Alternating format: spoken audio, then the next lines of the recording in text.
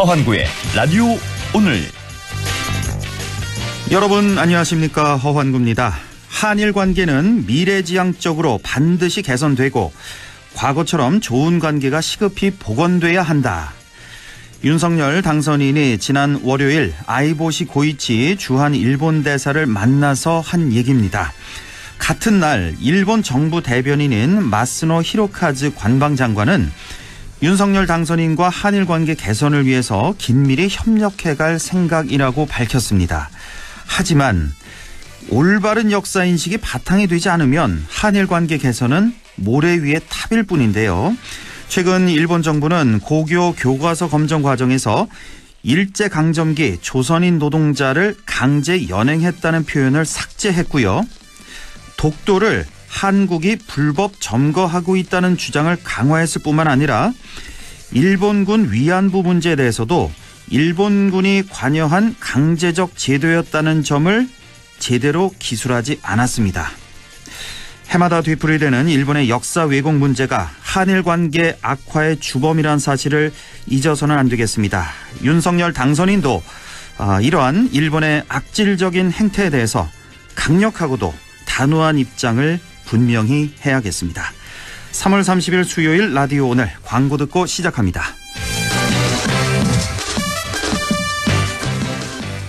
축하합니다. 한국자동차 전문기자협회와 한국자동차기자협회 선정 올해의 픽업, 올해의 유틸리티 렉스턴 스포츠. 지금 이관왕 기념 이벤트를 소개합니다. 1년간 월 1만 원만 납입하는 초기 부담 제로 할부부터 기존 스포츠 고객 재구매 시 추가 특별 지원까지. 뉴 렉스턴 스포츠 3월 쌍용자동차 전시장에서. 나는 지금 하이컨트리에 있다. 트래버스 다운 스케일. 동급 최대 5.2m 전장, 압도적인 실내 공간, 안전까지 생각한 디테일. 어댑티브 크루즈 컨트롤. 리브 슈퍼, 리브 하이. 슈퍼 SUV 트래버스 하이컨트리. Chevrolet, find new roads. 네, 라디오 오늘 수요일 순서 시작합니다. 1부 새로운 시각으로 지역의 문제 함께 생각해보는 시간 김범일의 청년 생각 함께 하시겠고요. 2부 이슈 오늘에서는 봉화에 있는 한국 펫고등학교가 상당한 인기라고 합니다. 폐교 위기에서 인기 학교로 변신한 비결 궁금한데요. 한국 펫고등학교 김동상 교장을 연결해서 얘기 나눠보겠습니다. 이어서 각종 설문조사 결과를 갖고 우리 사회 분석해보는 시간 배종찬의 리서치 오늘도 함께 하시겠습니다. 라디오 오늘 유튜브로도 다시 들으실 수 있습니다. 많은 애청 바랍니다. 네, 김범일의 청년 생각, 청년의 관점에서 지역사회 이슈를 조금은 다른 시각으로 바라보는 시간 가져봅니다. 오늘도 안동 청년 공감 네트워크 김범일 사무국장과 함께하겠습니다. 김범일 사무국장님, 안녕하십니까? 예, 안녕하십니까? 예, 자, 매주 이 청년의 시각에서 아주 참신한 생각을 전해주고 계신데요. 자, 오늘 해주실 얘기 어떤 얘기입니까? 예, 오늘은 장애인 이동권에 대해서 이야기해보려고 합니다. 네. 요즘 예. 네. 요즘 말씀하시죠. SNS랑 기사란을 아주 뜨겁게 달구고 있는 주제인데요. 예. 우선 어떤 일이 있었는지 설명부터 드리겠습니다. 예. 예, 그 전국 장애인 차별 철폐 연대라는 단체가 있는데요. 줄여서 전장연이라고 부르는데요. 예. 이 전장연에서 아주 오랜 기간 동안 장애인 이동권 보장을 주장하는 시위를 해왔었습니다. 예. 그 연장선에서 올해도 지하철 시위를 진행을 했는데요. 최근에 서울교통공사의 장애인 단체 시위 대응 지침이 언론에 공개되면서 주목을 받게 되었고요. 예. 이후에 국민의힘 이준석 대표가 개인 SNS에 연달아서 전장연을 비판하는 글을 올리면서 아주 큰 관심을 받고 있는데요. 예. 지난 28일 같은 당이죠. 국민의힘 김예지 의원은 전장연의 25차 출근길 지하철 탑니다. 기자회견에 참석해서 무릎을 꿇고 정치권을 대신해서 사과드린다라는 발언을 하기도 했습니다. 예. 이와 관련해서 굉장히 다양한 의견들이 개진되고 있는데요. 장애인 이동권이 무엇인지 예. 어떻게 바라보면 좋을지 이런 걸 좀 설명해 드리려고 합니다. 예, 아주 따끈따끈한 주제 들고 오셨습니다. 일목요연하게 정리를 아주 잘해 주셨습니다. 이거 뭐 너무 정리를 잘해 주셔서 네네. 뭐 할 얘기 다 한 것 같은데 여기서 마칠까요, 그냥? 할 얘기 다 해주신 것 같은데. 자, 오늘 장애인 이동권에 대한 얘기, 좀 자세한 얘기 들어보겠습니다. 이 이동권이라는 말을 들어보긴 했는데요. 이게 네. 어떤 의미를 담고 있는지 좀 더 자세히 좀 풀어주시죠. 예, 알겠습니다. 이동권이라는 말 그대로 이동할 수 있는 권리 뜻인데요. 예. 이동할 수 있는 권리, 굉장히 익숙한 단어들로 이루어져 있지만 그 개념은 좀 생소할 수가 있습니다. 예. 제가 한번 예를 들어 드릴게요. 예. 제가 지금 살고 있는 집이 5층 집인데요. 예. 5층에서 밖을 나가려면 계단을 내려가지 않습니까? 예. 근데 만약에 5층 건물을 짓는데 계단이 없이 밧줄로만 연결이 되어 있다고 상상을 해보는 거죠. 아, 상상으로. 예. 네. 밧줄로만. 그러면은 예. 제가 집을 밖을 나가려고 한다면은 밧줄에 매달려서 조금씩 내려가겠죠. 팔의 힘에 의지해서요. 그렇죠. 그럼 내려가는데 최소한 30분 이상 걸리지 않을까 싶은데요. 그렇죠. 예. 예. 그럼 내려가는 건 그렇다 쳐도 퇴근하고 이제 집에 올라갈 때 밧줄을 매달려서 올라가야 되잖아요. 예. 이게 국가대표급 선수들도 5층 높이를 쉬지 않고 한 번에 올라가는 건 어려울 것 같은데 그렇죠. 예. 만약에 저라면 집에 올라가다 포기할 것 같습니다. 대부분 그렇죠. 예. 이게 이동권이죠, 사실. 이게 이동권이다. 예. 내가 내 의지로 학교에 갔다 오거나 회사에 가거나 집에 돌아올 때 이동할 수 있는 아주 기본적이고 당연한 권리인 거죠. 이게 이동권. 내가 이동하고 싶을 때 이동할 수 있는. 근데 이건 뭐 너무나 당연한 권리, 너무나 자연스러운 권리여서 사실 우리 생각하지 않고 살고 있잖아요. 그렇죠, 이 이동권을. 맞습니다. 예. 이게 보통의 비장애인 분들은 인지하지 못하는 경우가 많은데요. 예. 근데 장애인 분들은 이 너무나도 당연하고 기본적인 이동권이 제한된 채로 평생을 살고 있으신 건데요. 예. 당장 제가 사는 건물도 엘리베이터가 없거든요. 예, 예. 그럼 휠체어를 탄 상태로는 건물을 오르내리기가 굉장히 어렵겠죠. 없죠. 불가능하죠. 예. 누군가의 도움을 받아서 아주 어렵게 건물을 내려왔다고 해도 저희 집에서 이제 경사가 굉장히 가파른 내리막길을 내려가야지만 버스 정류장에 갈 수 있거든요. 예, 예. 그래서 매우 위험할 것 같고요. 예. 그리고 버스 정류장에 도착을 했다고 해도 버스 타는 것도 쉽지가 않습니다. 그러니까요.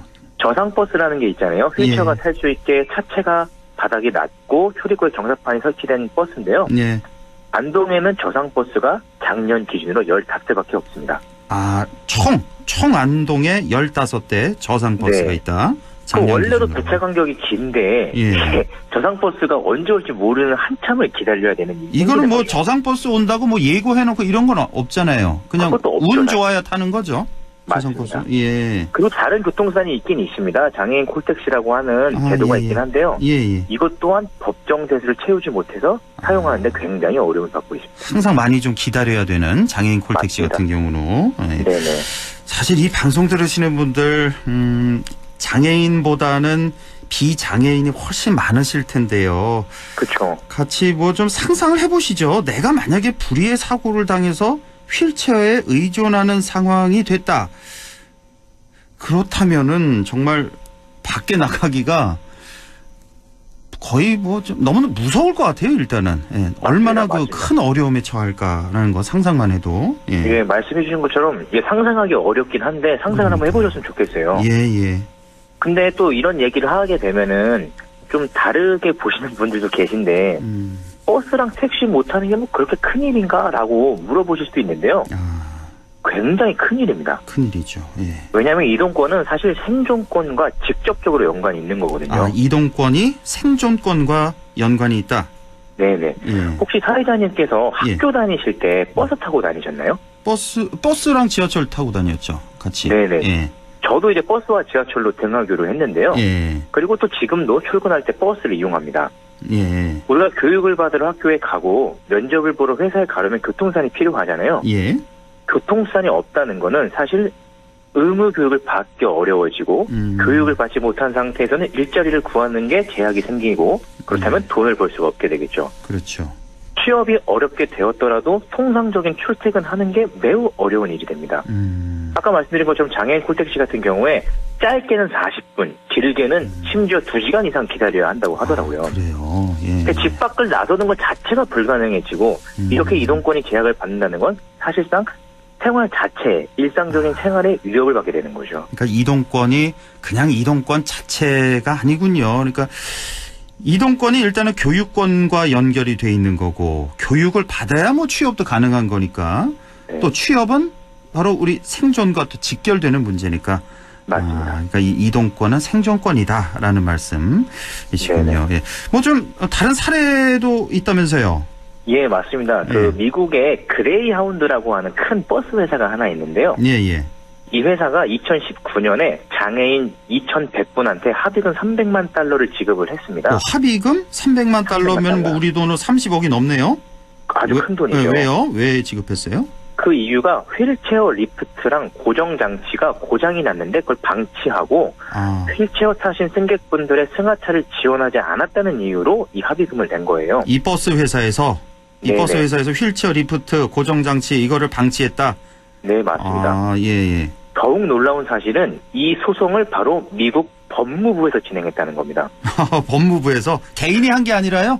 장애인. 그렇죠. 장애인 당사자가 한 것도 아니고요. 예. 국가가 나서서 장애인 이동권을 보장하지 않는 회사에 조치를 취한 거죠. 예. 미국 행정부가 처음부터 이런 태도를 취한 건 당연히 아니겠죠. 미국에서도 아주 오랜 기간 동안 장애인 이동권을 둘러싼 시위, 특히 도로점거 시위가 있었고요. 예. 그거 덕분에 조금씩 미국 사회가 변화한 거죠. 예. 이런 이야기 들으시면 또 이런 말씀 하시는 분들이 계세요. 무슨 말 하는지 잘 알겠고 다 필요한 것 같은데 그래도 다른 사람들한테 피해를 주면서 시위하는 건 좀 아닌 것 같아. 출근길 늦는 그렇죠. 사람들은 무슨 책임이 있어서 그래. 예. 그냥 조용히 성명서 내고 사람 없는 데서 기자회견하고 국회의원들한테 민원 넣으면 되는 거 아니야? 이런 말씀하시는 분들이 계세요. 그렇죠. 예, 뭐 생각은 자유니까요. 예, 이런 생각 충분히 하실 수는 있습니다. 그런데 이 똑같은 이런 생각하는 사람 중 한 명이 바로 이제 국민의힘 이준석 대표인데 지금 아주 전방위적으로 지금 비판을 받고 있고 같은 당내에서도 비판 상당히 거세고요. 예, 맞습니다. 대신 사과하는 사람이 왜 이렇게 많아요 요즘에? 이준석 대표 대신. 예. 이 공당의 대표가 할 말은 아니죠 이게. 그렇죠. 그렇죠. 솔직히 좀 문제가 좀 있는 것 같고요. 그렇습니다. 그런 분들 하신 말씀처럼 조용히 아주 그런 행정적으로만 행동을 했을 때 한국 사회가 바뀌면 얼마나 좋겠습니까? 모두 행복하겠죠. 안 되죠. 예. 장애인 이동권 시위가 언제부터 시작됐었냐면요. 예. 예전에 김순석이라는 분이 1984년도에 유서를 남기고 스스로 목숨을 끊는 일이 있었는데요. 김순석이라는 분이 그 유서에 이렇게 써 있었습니다. 어떻게 해요? 시장님, 우리는 왜 횡단보도를 건널 때마다 지나는 행인의 허리춤을 붙잡고 도움을 호소해야만 합니까? 도대체 움직일 수 있는 공간을 만들어주지 않는 서울의 거리는 저의 마지막 발버둥조차 꺾어 놓았습니다. 라고요. 이때가 1980년 초니까 이 당시에 왜 그 인도 그 턱도 높고 휠체어 다니기 상당히 불편했잖아요. 맞습니다. 지체장애인이셨던 이 김순석 님이 도로에 턱을 없애달라고 요구를 지속적으로 했는데 그것이 들어주지 않자 받아들여지지 않아서 목숨을 스스로 끊으신 거예요. 이게 무려 40여 년 동안 장애인 이동권 보장을 위한 요구가 끊임없이 있었던 거죠. 그동안 성명서나 보도자료가 얼마나 많았겠습니까? 그렇죠. 그런데 사실 많은 분들의 관심을 받지 못했고요. 명절마다 장애인분들은 버스터미널 앞에서 고속버스를 타고 고향에 내려가고 싶다 시위를 매번 하십니다. 하지만 이번 지하철 시위를 통해서 이 이슈를 처음 접하실 분들도 있으실 거예요. 그렇죠. 물론 휠체어 탑승 때문에 출근길이 늦어지면 불편을 겪으시는 분들이 있긴 있으시겠죠. 그럼요. 그런데 이렇게 한번 생각을 해봤으면 좋겠습니다. 만약에 휠체어를 탄 장애인이 지하철을 타서 시간이 오래 걸려서 만약에 지하철이 연착이 되었다. 과연 그 연착이 된 게 휠체어를 탄 장애인의 잘못일지 아니면 휠체어 탑승이 더 편리하게 만들어지지 못하게 한 지하철 공사의 잘못인지 생각을 해봤으면 좋겠습니다. 만약에 거동이 불편하신 어르신이 지팡이를 짚고 버스에 타는데 그것이 오래 걸린다고 막 기사분들이나 승객분들이 화를 내면 그게 당연한 일은 아니잖아요. 그럼요. 당연하죠. 아주 뭐 적절한 비유를 이렇게 들어주셨는데 그렇습니다. 우리 사회적 약자, 뭐 장애인이라든지 뭐 노약자 등등을 좀 배려하는 그런 마음, 그게 중요한 것 같습니다. 다 함께 사는, 더불어 사는 그런 마음이 내가 조금 불편하더라도. 그렇죠. 그렇죠. 최근에 인터넷을 통해서 급속도로 확산된 영상이 하나 있는데요. 이 장애인 지하철 시위 때문에 임종을 지키러 가지 못한다고 이제 목소리를 높이신 어떤 시민분의 목소리가 담긴 이 영상이 있었는데요. 맞습니다. 그런 절박한 상황에서는 사실 그 장애인분들의 시위가 굉장히 불편한 상황이었을 것 같은데요. 자, 관련해서 어떤 장애인 당사자분이 쓴 글을 읽고 꼭 인용하고 싶어서 한번 읽어봐 드리겠습니다. 출근길에 발이 묶이고 임종을 지키러 갈 수 없는 그 초조하고 절박한 마음, 불편함이라는 말로는 담아낼 수 없는 인간으로서의 도리를 다하지 못하고 장애인이라는 이유만으로 고개를 떨궈야 하는 그 비참함, 그게 우리가 매일 느끼는 감정입니다. 이게 장애인 당사자가 이렇게 쓰신 거군요. 그러니까 아까 그 임종 못 지킨 분, 이런 분 같은 경우는 이제 일생에 딱 한 번 이런 절박함, 불편함 느꼈지만 장애인 분들은 이걸 매일 느낀다는 거 아니에요? 이 비참함을, 절박함을. 평생 그렇죠. 이런 비참함 속에 살고 계시다는 말씀이죠. 예. 그러니까요. 예. 우리 모두는 사실 태어난 순간부터 노화가 시작되지 않겠습니까? 예. 걸음이 느려지기도 하고요. 어떤 것에 의지하지 않으면 움직이는 게 어려워지는 순간이 올 수도 있거든요. 예. 만약 그 당시에 그때 내가 탈 버스가 교통약자를 전혀 배려하지 않고 그게 당연하다고 외치는 그런 사회가 과연 좋은 사회일지 모두가 생각해봤으면 좋겠고요. 예. 그리고 시위라는 것은 당사자만이 받고 있는 고통을 다른 시민분들에게 알리고 여론을 만들기 위한 행동이거든요. 그 안에서 발생하는 불편함이 있겠지만 최대한 그것을 품고 같이 연대할 수 있는 포용력 있는 한국 사회가 그리고 안동이 되었으면 좋겠는 마음에서 이 주제를 준비해봤습니다. 오늘 좀 울컥하네요. 우리 김범일 사무국장님 말씀 들으니까 네. 정말 예, 시적절하고 아주 중요한 말씀 오늘 많이 해주신 것 같아요. 우리 왜 그런 말 하잖아요. 우리나라 대한민국이 선진국일까? 지금 선진국인가? 뭐 이런 질문 많이들 하는데 네네. 우리 보면 뭐 선진국 조건들이 있잖아요. 뭐 경제도 발전해야 되고 뭐 군사력도 보고 문화, 뭐 외교 등등 여러 가지 그런 조건들이 있을 텐데 네. 바로 오늘 말씀해 주신 이런 뭐 약자에 대한 배려심, 포용력 네. 이런 게 지금 우리나라는 이런 부분에서는 조금 부족하지 않나 이런 생각도 좀 들고 뭐 복지 문제도 좀 그렇고 약간 좀 부족한 그런 네. 생각도 들고 여러모로 아주 유익한 시간 오늘 됐습니다. 김범일 사무국장님 오늘 말씀 여기까지 듣겠습니다. 네, 고맙습니다. 예, 감사합니다. 네, 지금까지 네. 청년 생각 안동 청년 공감 네트워크 김범일 사무국장과 함께했습니다. 라디오는 잠시 후 2부에서 뵙겠습니다.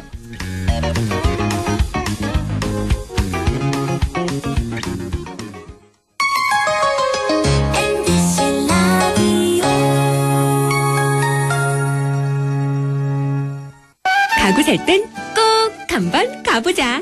안동 명품 가구 백화점. 흑표 흑침대, 양성국 갤러리, 금성침대, 한국 가죽 소파, 장수돌 침대.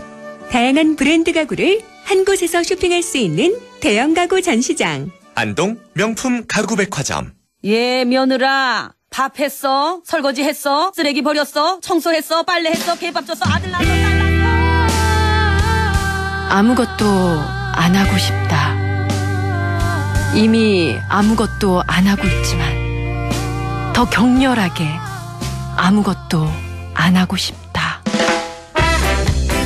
지금은 그냥 라디오만 듣고 싶다. MBC 라디오. MBC 라디오. 라디오 청취자 10명 중 4명이 듣는 방송 국가대표 라디오 MBC 라디오. 이거 마스크 끈이 끊어졌네. 어떡하지? 이거 쓰실래요? 새 건데. 감사합니다. 모르는 사이지만 서로 배려하고 유모차 계단 위험해요. 아이고 고맙습니다. 문화는 다르지만 서로 도움 주고 여기 착한 빵집 돈 찔러러 왔어요. 진짜요? 너무 감사해요. 방식은 다르지만 함께 응원하고 사진 보낼 땐 이걸 누르시고 찬송. 이제 알겠네. 고마워요. 세대는 다르지만 소통을 이어가는 우리. 존중과 배려가 우리를 하나로 이어줍니다. 공익광고협의회. 마음을 열어줘. 다가가 나 속삭이도록. 언제나 내 생각으로 행복해야 해요. MBC 라디오 100.1 MBC 라디오. 네, 네, 6시 24분 54초 지나고 있습니다. 이슈 오늘 시작하죠. 반려동물을 키우는 인구가 1,500만 명이라고 하죠. 10명 중 3명이나 되는 건데요. 그만큼 반려동물이 우리 삶의 중요한 자리를 차지하고 있습니다. 봉화에요, 한국 펫 고등학교가 있다는 사실 알고 계신지 모르겠네요. 4년 전에 펫 고등학교로 변신해서 지금은 많은 학생들이 지원하는 인기 고등학교가 됐다고 합니다. 폐교 위기의 학교를 되살린 인기 비결 알아보죠. 한국 펫 고등학교 김동상 교장 연결돼 있습니다. 김동상 교장 선생님 안녕하세요. 네, 안녕하십니까. 예, 뭐 기분 좋으시죠? 네, 그렇습니다. 학교가 너무나 인기가 많아서 지금 뭐 전국에서 많은 학생들이 한국 펫 고등학교로 몰려오고 있다고 하는데 인기가 어느 정도나 되고 또 그 인기 비결은 뭡니까? 네, 말씀드리겠습니다. 예. 예. 최근 한국 펫 고등학교 3년간 신입생 경쟁률이 2.8대 1로서 전국에서 최고 높은 경쟁률을 달성하였습니다. 예. 네. 그리고 전국 17개 시도에서 신입생들이 진학하고 있으며 원래 45명 신입생 중 경북 학생이 6명, 타 시도 학생이 39명으로 87%를 차지하고 있으며 특히 제주도에서 멀리 유학을 온 학생도 있습니다. 예. 인기 비결은요? 네. 그리고 인기 비결은 대한민국 펫 교육의 중심 퍼스트 펫이라는 슬로건으로 반려동물 분야 최고의 전문의를 양성하기 위하여 반려동물 교육센터와 전교생이 기숙사 생활을 할 수 있는 최고의 시설을 갖추고 있기 때문이라고 생각합니다. 예. 예, 그리고 이뿐만 아니라 현장 실무 중심의 맞춤형 야간 방과후 수업, 외부 전문가 특강, 그리고 취업 맞춤반, 대학 진학반, 농업직 공무원반 등 다양한 교육 프로그램을 운영하고 있으며 가장 매력적인 학교이기 때문에 전국 17개 시도에서 학생들이 몰려오고 있다고 생각합니다. 그렇군요. 2.8대 1 정도 경쟁률이군요. 전국에서 최고 높은 경쟁률이라고 하셨는데 혹시 펫 고등학교가 전국의 다른 지역에도 많이 있습니까? 저희 이제 본교가 최초고. 최초이고요. 지금 이제 본교를 모델로 해서 서울, 부산, 대구 또 몇 개 학교들이 지금 생겨나고 있습니다. 그래요. 그 중에서 이제 최고 높은 경쟁률을 달성하고 있다. 봉화의 한국 펫 고등학교가 그런 말씀이시고. 이렇게 말씀 들어보니까요. 신입생 정원이 45명이라고 하셨잖아요. 네네. 이거 정원을 좀 더 늘리면 안 됩니까? 이렇게 인기가 많은데? 그렇게도 좀 생각하고 있는데요. 또 다른 학교 저희들이 많이 뽑으면 또 다른 학교들이 미달이 되는 그런 것도 있어서 그렇군요. 지금 고민을 하고 있습니다. 예. 참 요즘 보면 뭐 고등학교도 그렇고 대학들은 뭐 더 하고요. 신입생을 유치를 못해서 다들 골머리를 앓고 있는데 여기 한국 펫 고등학교는 너무 많이 지원들을 해서 이래서 좀 많이 좀 힘드시겠어요. 네, 그렇습니다. 그렇죠. 예. 자, 바로 이 4년 전입니다. 경북 인터넷 고등학교가 있었거든요. 저도 기억이 나는데 이 학교가 바로 이제 한국 펫 고등학교로 변신을 하게 된 건데 자, 당시 변화를 선택했던 건 어떤 이유 때문이었어요? 네, 농촌 지역의 상업계 고등학교로서 절대적인 학생 수 감소에 따른 신입생 모집이 무척 어려웠습니다. 그래서 변화와 혁신을 하지 않으면 곧 폐교 위기가 올 것으로 예상하였습니다. 그래서 전 교직원이 여러 번의 워크숍을 통해서 첫째, 대도시에서 곽광받는 산업이 무엇일까? 그리고 요즘 중학생들의 트렌드는 무엇일까 하고 많은 고민을 하였으며 둘째는 현재 타 학교에 없는 학과, 즉 대한민국 최초의 학과를 만들기 위해서 고민을 한 결과 반려동물 인구 1,500만 명, 산업 규모가 무려 6조 원이라는 블루오션 산업이라는 것을 알게 되었습니다. 그래서 전국의 동물병원, 애견 미용실, 애견 유치원, 애견 훈련소, 펫카페 등 100여 개 업체와 MOU를 체결하는 등 전 교직원이 변화와 혁신을 거듭한 결과 성공할 수 있었다고 생각합니다. 와, 정말 이 4년 전에는 전국에 이런 펫고등학교라는 게 전혀 없었잖아요. 네네네. 이런 아이디어를 어떻게 냈는지 정말 실례지만 우리 교장 선생님 여기 부임하신 지는 몇 년 되셨어요? 펫고등학교? 저는 88년 3월 1일부터 와서 지금 34년째 계속 교장 선생님 여기 계신 거였군요. 예, 교장으로 임용은 이제 2년 됐습니다. 그렇군요. 그러면 저 변신할 당시에 학교에 계셨군요. 네, 그때 취업부장을 맡고 있었습니다. 예, 알겠습니다. 자, 그런데 처음에는요. 봉화 이 펫고등학교가 봉화 시내에 있잖아요. 어디 외곽에 있는 게 아니라 시내에 있어서 뭐 주변 주민들의 반대도 좀 있었을 것 같고, 뭐 동창회 반대도 좀 있었을 것 같고, 그 당시 어땠어요? 처음에? 네, 그렇습니다. 예, 동창회에서는 너무 자주 학과와 교명이 변경되어, 정체성에 혼란을 준다며 반대하였고, 지역 주민들은 개물림 사고나 냄새와 짖는 소리에 대한 우려를 표하기도 하였습니다. 그렇지만 여러 번의 간담회와 소통을 통해서 잘 해결할 수 있었습니다. 그리고 주민들을 위하여 방음벽 설치와 쾌적하고 아름다운 펜누리 공원 조성으로 지금은 동창회나 주민 모두가 만족하고 신뢰해주며 이제는 든든한 지원군이 되었습니다. 아이고, 잘 됐네요. 그러니까 펫고등학교 주변에 혹시 아파트 단지도 좀 있지 않나요? 네, 있습니다. 그래서 아파트 주민들을 위해서 저희들이 방음벽을 아주 예쁘게 잘 설치해 주었습니다. 지금은 뭐 민원이나 이런 건 전혀 안 들어오고요. 전혀 없었습니다. 그렇군요. 지금 뭐 주변 반응을 전해 주셨는데 조금 더 구체적으로 좀 전해 주시죠. 어떻게 좀 달라졌는지. 네, 알겠습니다.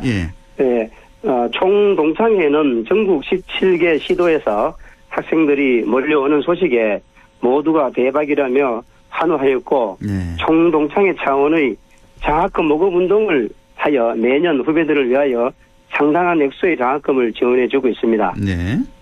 그리고 지역 주민들께는 훈련장을 개방하고 미용 봉사를 해주는 등 상호 소통하며 지금은 지역의 중심 학교로서의 역할을 다하고 있다고 생각합니다. 그렇군요. 또 지역 주민들을 위해서 훈련장도 개방하고 또 미용 봉사도 해주고 있습니다. 그러니까 주변에 이제 그 지역민들이 그 반려견을 데리고 가면 공짜로 이렇게 미용 머리도 좀 잘라주고 털도 잘라주고 그렇게 하시는군요.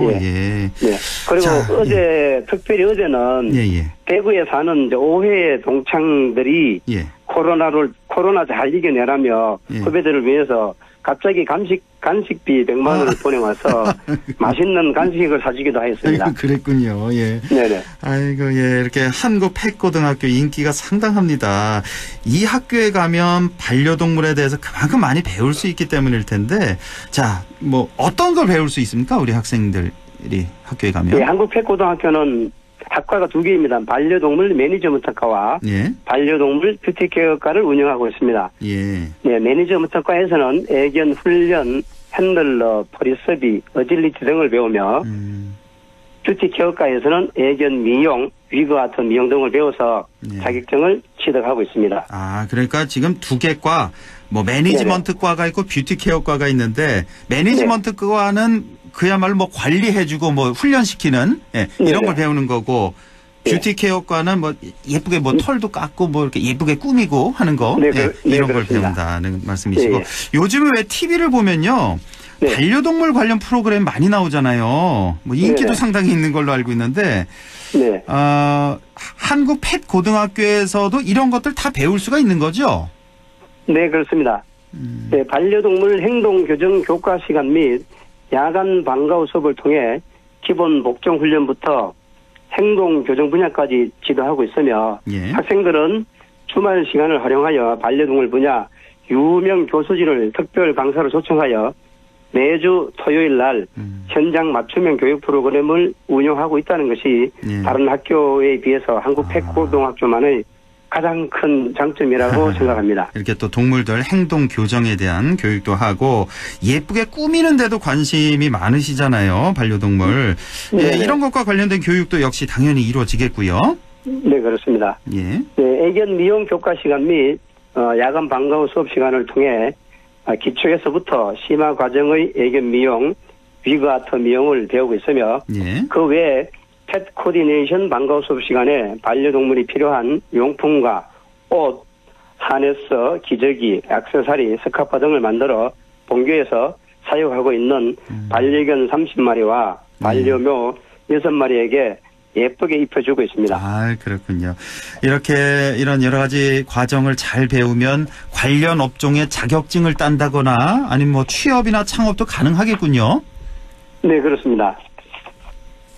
예. 최근 3년간 반려동물 종합관리사, 애견 미용사, 반려견 스타일리스트, 펫시터, 핸들러, 훈련사 등 10여 개 이상의 분야에서 연으로 따지면 506명 학생이 자격증을 취득하였으며 예. 1인 최소 5개 이상의 자격증을 취득할 수 있도록 학교에서 지도하고 있습니다. 1인당 5개 최소. 네네네. 예. 네. 그리고 특별히 지난해 울산에서 개최한 전국 농업계 고등학교 경진대회 애견 미용 분야에 본교 학생 3명이 참가하여 예. 금, 은, 동상을 모두 휩쓸기도 하였습니다. 그래요. 예. 네, 네. 그때 금상 학생은 교육부 장관상을 수상하였습니다. 네. 네. 그리고 또한 한국애견연맹, 한국애견협회에서 주관하는 애견 미용 대회나 훈련 대회에 참가하여 최근 3년간 무려 85명의 학생들이 교육부 장관상, 도지사상, 그리고 대상, 금상, 은상, 동상을 수상하는 등 예. 대한민국 펫교육의 중심 학교로서의 명성을 쌓아가고 있습니다. 뭐 말 그대로 전국 최고네요. 네, 네, 펫고등학교 가운데. 네, 모두가 인정하는 전국 그러네. 최고입니다. 아까 신입생이 45명이라고 하셨잖아요. 네네. 그럼 전교생 한 뭐 130명 정도 되는 겁니까? 그렇습니다. 아, 그 정도인데. 예, 130명인데 전체 한 500 자격증이 이제 500명 넘었다 하니까 예. 5개 이상 정도 딴다고 보면 되겠습니다. 아, 그렇군요. 예. 대단합니다. 예. 지난 2월에는 또 처음으로 졸업생이 배출됐다고 들었는데 네. 이 학생들 어떻게 뭐 취업 잘 됐고 아니면 뭐 대학 잘 가고 어떻습니까? 성적이? 네네, 예. 네, 말씀드리겠습니다. 예. 대부분 반려견 유치원, 반려견 훈련소, 펫 카페, 반려동물병원, 그다음에 애견 미용학원, 애견 미용실, 애견 용품점 등으로 67% 학생이 취업을 하였고요. 3분의 2가. 네네. 네, 33% 학생들은 반려동물 학과로 대학 진학을 하였습니다. 아, 대학 진학도 3분의 1이나 하는군요. 예. 대학에도 이런 관련과가 많이 있나 봐요. 네, 전국에 30여 개 정도의 대학에서 반려동물 학과가 지금 개설되어 있습니다. 그렇군요. 예. 네. 예. 창업은 어때요? 창업도 좀 하나요? 그리고 본교에서는 3년 정도의 현장 경험을 한 후에는 창업을 할 수 있도록 지도하고 있습니다. 예. 네, 그래서 아마 3, 4년 후에는 반려동물 분야에 많은 CEO들이 탄생하지 않을까 그렇게 기대하고 있습니다. 예. 네, 특히 올해 졸업한 서울 출신인 김수민 학생은 전국 농업계 고등학교 경진대회에서 금상을 수상해서 교육부 장관상을 수상하였고요. 예. 그다음 이 학생은 졸업 후에 서울에 있는 애견 미용학원에 취업을 하였습니다. 그래서 낮에는 근무를 하고 야간에는 지금 현재 대학을 다니면서 열심히 직장생활을 하고 있습니다. 또 이 학생은 원래 얼마 전 3월 18일 전국 한국애견연맹 주최 애견 미용대회에서 학생부 대상을 수상하여 계속하여 학교의 명예를 높이고 있습니다. 뭐 교육부 장관상도 받고 이 친구는 뭐 취업도 하고 진학도 하고 동시에 다 한 거네요. 그러면 네, 다 했습니다. 대단하네요. 네, 이래 졸업생인데 서울에서 그렇게 이제 와서 성공했다고 볼 수 있습니다. 하기야 뭐 17개 시도에서 다 온다 그러니까 안 오는 도가 없는 거네요. 그렇죠? 네. 뭐 제주도에서도 오니까. 있고, 원래는 전라도 신안군 또 섬에서도 온 학생이 있습니다. 그래요? 제가 얼마 전에 신안군 갔다 왔는데 거기서도 오나요? 네네. 뭐 그렇습니다. 강원도 대여섯 시간 더 걸리던데. 세종시, 강원도 전국 17개 시도에서 오는 그런 학교입니다. 얼마나 흐뭇하세요, 교장 선생님. 네네. 모든 저희 펫가족들이 좋아하고 있습니다. 예, 자 마지막으로 시간이 좀 많이 지나서요. 네네. 한국 펫고등학교 진학을 꿈꾸는 학생이나 학부모님들께 꼭 당부하고 싶은 말씀이 있다면 좀 전해주시죠. 네, 반려동물을 사랑하는 중국의 모든 중학교 3학년이면 예, 본교에 지원이 가능합니다. 예. 네, 그리고 최고가 되려면 최초에서 배우라는 말이 있습니다. 대한민국 최초의 펫고등학교인 만큼 최고의 시설에서 학생들을 예, 가르치고 있습니다. 예. 그리고 지난해 특성하고 혁신 지원 사업에서 2년 연속 우수학교로 선정되어 교육부 장관상을 본교가 수상하기도 하였습니다. 네. 예, 그리고 반려동물과 함께 꿈을 이루는 행복한 학교가 되도록 전 교직원이 최선의 노력을 다하겠습니다. 반려동물을 사랑하는 청취자 여러분, 한국 펫고등학교에 많은 관심 부탁드립니다. 예, 한국 펫고등학교 앞으로는 또 얼마나 더 발전할지 그 밝은 미래를 예, 기대를 해보겠습니다. 선생님 오늘 말씀 잘 들었습니다. 고맙습니다. 네, 고맙습니다. 네, 지금까지 봉화 한국 펫고등학교 김동상 교장과 얘기해봤습니다. 네, 리서치 오늘 바로 이어가겠습니다. 오늘도 인사이트 K 배종찬 소장과 함께하죠. 소장님 안녕하십니까?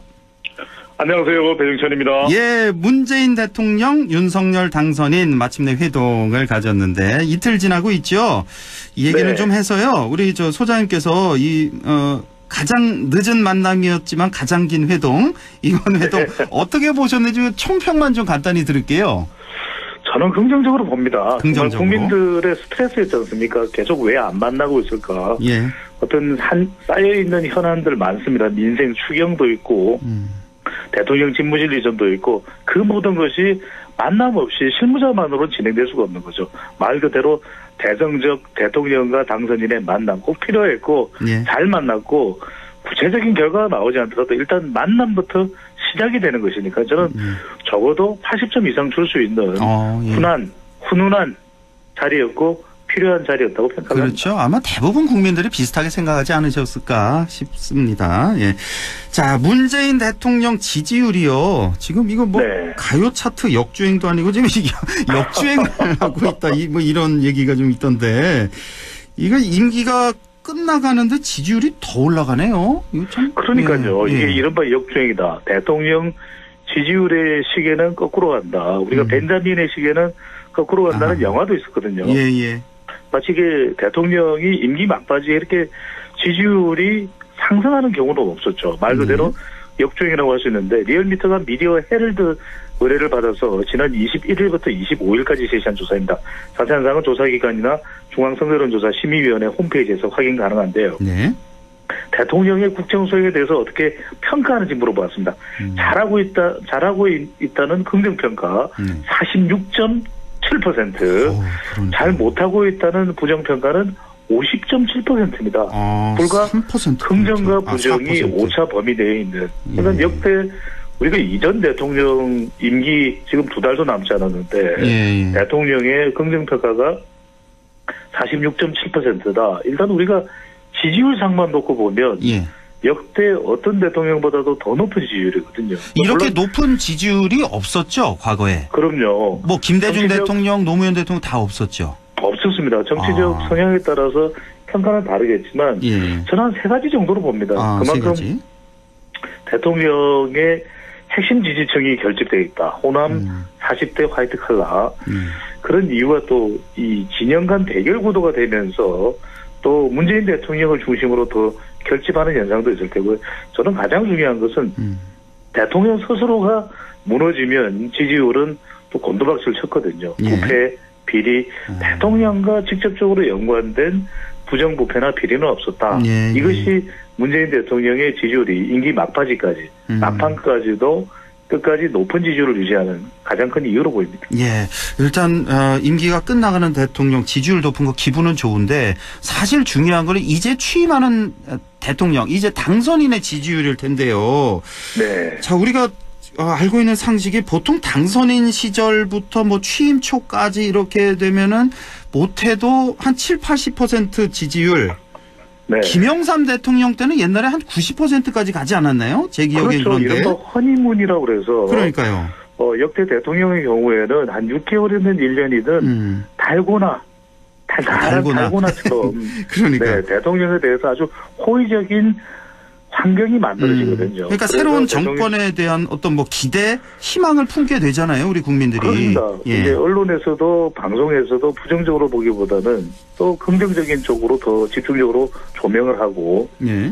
또 선거에서 이긴 이른바 또 이기고 난 이후에 상승 효과도 작동이 되거든요. 예. 그래서 대통령 지지율은 김대중 전 대통령 때도 그렇고 지지율은 6개월 내지 1년 가까이는 높았습니다. 그런데 지금 윤석열 당선인의 경우에는 같은 조사기관인 리얼미터의 결과인데 향후 5년간 국정수행에 대해서 어떻게 평가하는지 전망입니다. 어떻게 기대하는지 그 전망을 물어봤는데 긍정 전망이 46%, 잘 못할 것이다라는 부정적 전망이 49.6%예요.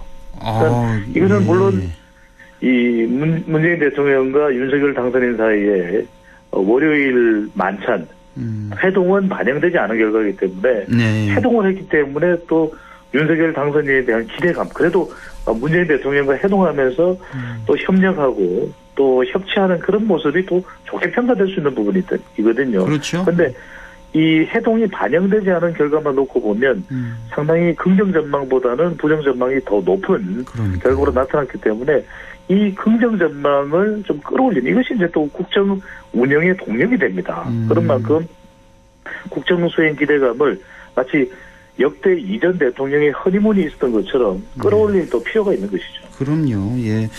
뭐 어쨌든 퇴임하는 대통령과 이제 취임하는 대통령의 지지율 긍정평가가 비슷하다는 거. 이거 정말 이건 안 좋은 겁니다. 누가 봐도 어느 국민이 봐도 걱정이 좀 되고.